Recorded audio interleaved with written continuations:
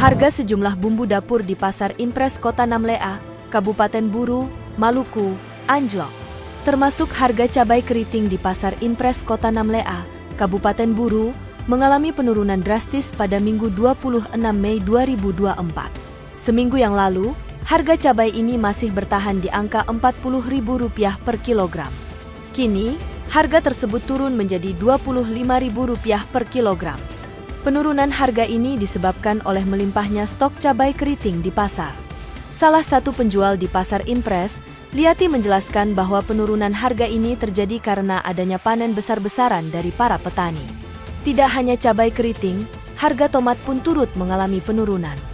Sebelumnya, tomat dijual dengan harga Rp25.000 per kilogram, namun kini harganya turun menjadi Rp20.000 per kilogram. Namun, tidak semua harga komoditas mengalami penurunan. Harga jahe masih tetap tinggi, dijual dengan harga 60 Indonesian rupiah ribu per kilogram. Kenaikan harga jahe ini disebabkan oleh kekurangan pasokan di Kabupaten Buru, sementara sebagian besar pasokan jahe didatangkan dari Kabupaten Buru Selatan. Di sisi lain, harga bawang merah dan bawang putih tetap stabil.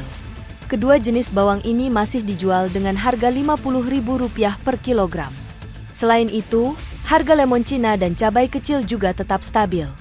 Lemon Cina dijual dengan harga Rp10.000 per kilogram, sementara cabai kecil dijual dengan harga Rp60.000 per kilogram.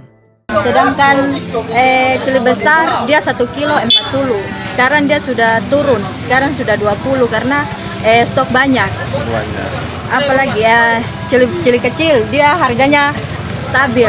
Bawang merah stabil juga dengan bawang putih.